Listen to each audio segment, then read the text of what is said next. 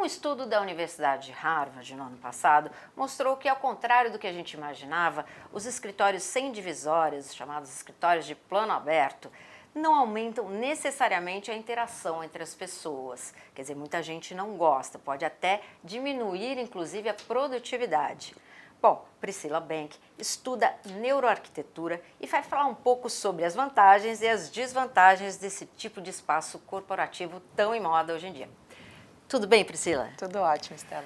Bom, por que o escritório de plano aberto muitas vezes assim até inibe essa interação entre as pessoas, né? Como é que a gente explica isso? É a disposição? É o que é? Engraçado, né? Porque já que a gente vai botar todo mundo trabalhando junto no mesmo espaço que é todo aberto, por que as pessoas não estão se comunicando?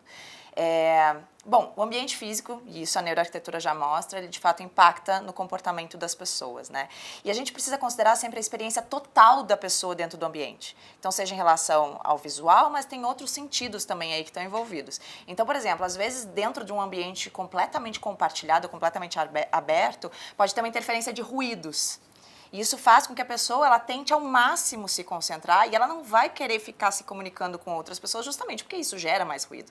Ou então, a própria experiência de privacidade das pessoas, de repente ela está num ambiente que é completamente aberto, que ela não tem essa privacidade, e a gente sabe que isso é do ser humano, a gente precisa ter isso, né, para poder trabalhar mais confortável, de uma forma mais segura. E se ela percebe que ela não tem isso, daqui a pouco isso também vai prejudicar. E ela vai, fala mais por e-mail, às vezes, com a pessoa que está do lado, né? Exatamente, daí acaba acontecendo casos assim, é exatamente isso. Agora, tem até um estudo que fala, né, que as pessoas, no geral, no trabalho são interrompidas aí a cada 3 minutos, né, e demora assim uns 8 a 20 minutos para voltar.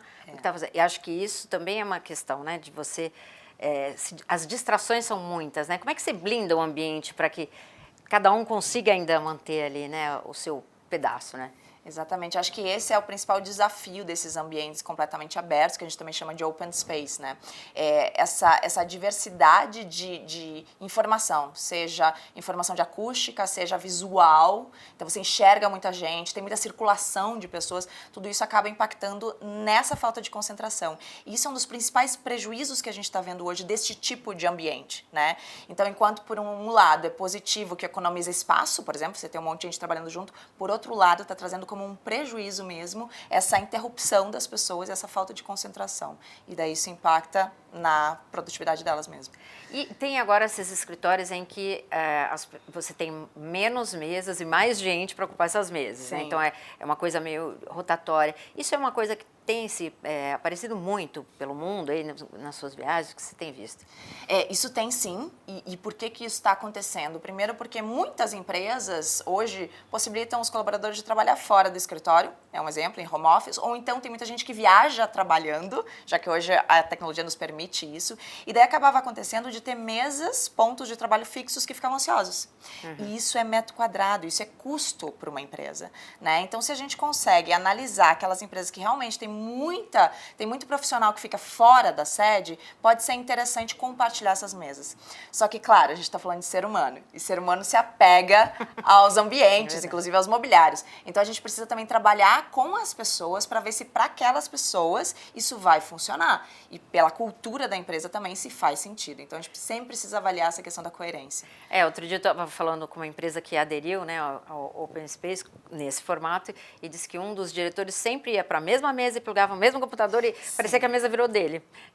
E ninguém usava, falando, esse espaço ninguém ocupa. Isso é uma questão que você tem que trabalhar antes, né, culturalmente, né? Precisa preparar as pessoas, exatamente. Porque isso também é uma tendência do ser humano, né? A gente sempre tende a fazer as mesmas coisas da mesma forma.